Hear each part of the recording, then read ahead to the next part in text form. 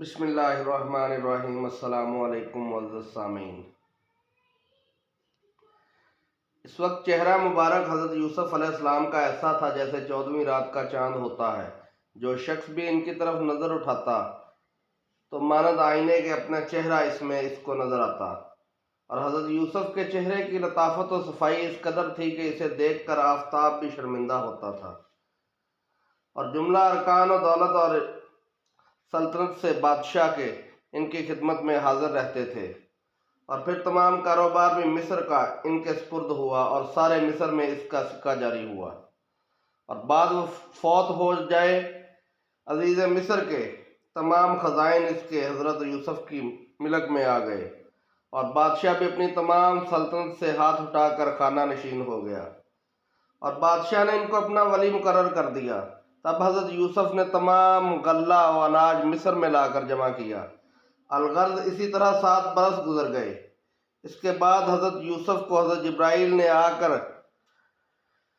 خوشخبری دی کہ فلاں شب کو فلاں گھڑی میں قحط نازل ہوگا۔ حضرت یوسف یہ خبر سن کر اس کی انتظار میں اسی شب سے رہے۔ اب وقت آ پہنچا تب سب کو فرما دیا کہ اناج غلہ سب میرے پاس جمع لا کر کریں، کیونکہ مخلوق خدا پر قحط نازل ہوا ہے۔ جب قحط کی مصیبت نازل ہوئی تب خلائق شہروں کی بادشاہ مصر کے پاس آ کر حاضر ہوئی اور اپنی زبانوں میں فریاد کرنے لگی۔ یہ خبر حضرت یوسف کو پہنچی کہ خلائق بھوک سے سخت تکلیف میں مبتلا ہے اور بھوک سے عاجز آ گئے ہیں۔ تب وہ غلہ پر جمع کیا تھا وہ سب کو بانٹنے لگے۔ یہ دیکھ کر لوگوں کو کچھ تسلی خاطر ہوئی، اور پھر جان میں جان آئی، اور ادھر زلیخا باوجہ قحط کے آہ زاری کرنے لگی۔ جو شخص بھی یوسف کا نام زلیخا کے پاس لیتا وہ انعام و اکرام دے کر رخصت کرتی، اور بہت کچھ اس کو رقم بھی دے دیتی تھی۔ جتنی دولت تھی سب اس نے لٹا دی، یہاں تک کہ خود محتاج و فقیر ہو گئی، اور شب و روز حضرت یوسف کے لیے روتے بڑھیا اور ضعیف ہو گئی، اور دونوں آنکھوں کی روشنی بھی جاتی رہی۔ آخر یہاں تک نوبت پہنچی کہ چلنے پھرنے سے معذور ہو گئی۔ چند روز اسی آتش فراق میں گزرے۔ حضرت یوسف کی چشموں دبدبہ بادشاہی کا اس قدر تھا کہ جس وقت حضرت یوسف گھوڑے پر سوار ہو کر نکلتے تھے تو 40,000 جوان مسلح پوش اور 4,000 جوان کمر بند زریں اور 1,000 صاحب ہوش مند ان کے ہمراہ چلتے تھے۔ خبر ہے کہ ایک دن حضرت یوسف سوار ہو کر مرضی الہی سے اسی راستے سے گزرے جس راستے پر زلیخا تھی۔ لونڈیوں نے ان کو دیکھ کر زلیخا کو جا کر خبر دی کہ اے زلیخا، آج یوسف یہاں آئے ہوئے ہیں۔ یہ سنتے ہی زلیخا بے تحاشا دوڑی اور حضرت یوسف کو پکارنے لگی، اے کریم ابن کریم، ذرا تو ٹھہر جا اور اس ضعیفہ کا کچھ حال زار تو سن لے۔ حضرت یوسف نے یہ سن کر فوراً اپنا گھوڑا وہیں روک دیا اور بولے، اے زلیخا، کیا حال ہے تیرا؟ کہاں ہے وہ حسن و جمال اور خوبی تیری بولی کہ تیرے عشق نے برباد کر دیا؟ اس کے جواب میں حضرت یوسف نے فرمایا،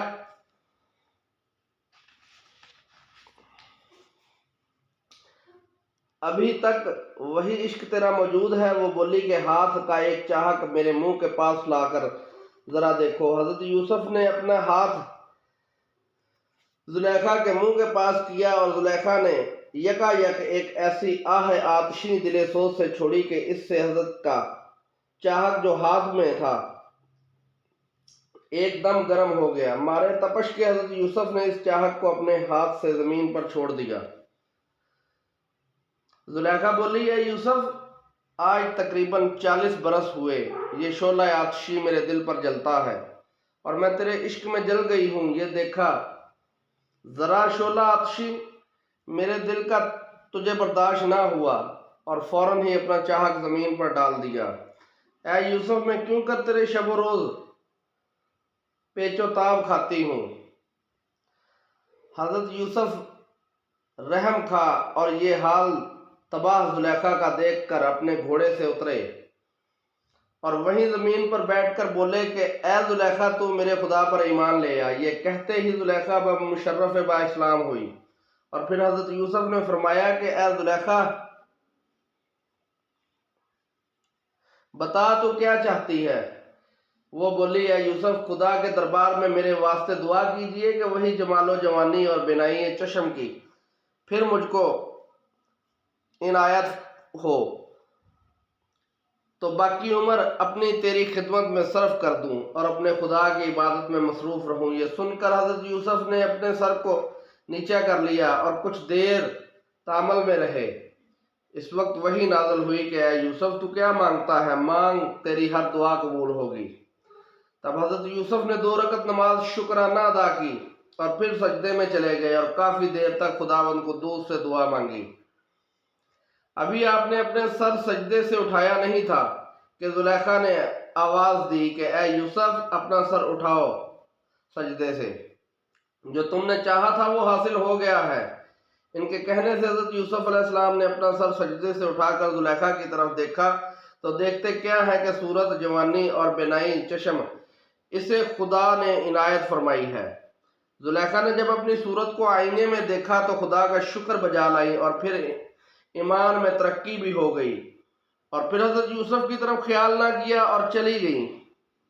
ان کے جانے کے بعد حضرت یوسف فرمانے لگے اے زلیخا تم کہاں جاتی ہو مجھے چھوڑ کر؟ وہ بولی کہ جس نے یہ شکل و صورت و بینائی و چشم کی مجھ کو بخشی ہے، اس کو چھوڑ کر ناحق یوسف سے کیوں اپنے کو برباد کروں، اور مجھے چاہیے کہ میں اسی پر خیال کروں۔ کہتے ہیں کہ حضرت یوسف نے زلیخا پر بہت خواہش کی مگر وہ بھاگتی گئی۔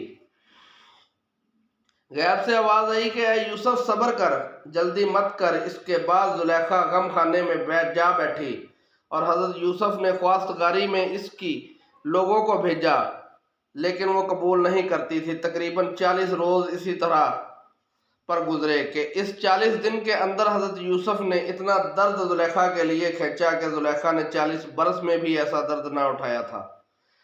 ادھر ملک ریان نے زلیخا کے پاس پیغام بھیجا تھا اور بہت سے لوگ اس کو جا کر واضح و نصیحت کرتے تھے۔ بعد اس نے چند روز کے نکاح قبول کر لیا، جیسا کہ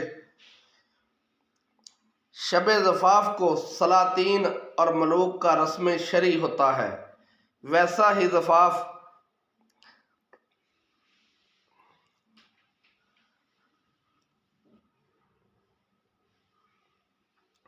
اور زلیخا کو دوشیزہ یعنی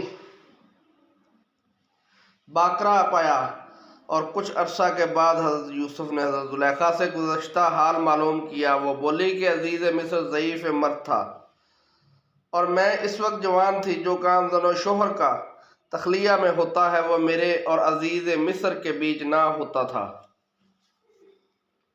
اور دوسری روایت میں یوں آیا ہے کہ خدا تعالیٰ نے حضرت یوسف کے لیے زلیخا کو بچا کر رکھا تھا، اس لیے ایک شیطان آ کر اللہ کے حکم سے عزیز مصر اور زلیخا کے درمیان میں سو رہتا تھا، اور عزیز مصر کو یہی معلوم ہوتا تھا کہ وہ زلیخا ہے اور وہ کچھ کر بھی نہیں سکتا تھا۔ بس حضرت یوسف اور زلیخا نے مل کر اپنا گھر کو بنایا اور رہن سہن شروع کر دیا۔ کچھ عرصہ کے بعد ان سے 2 لڑکے پیدا ہوئے۔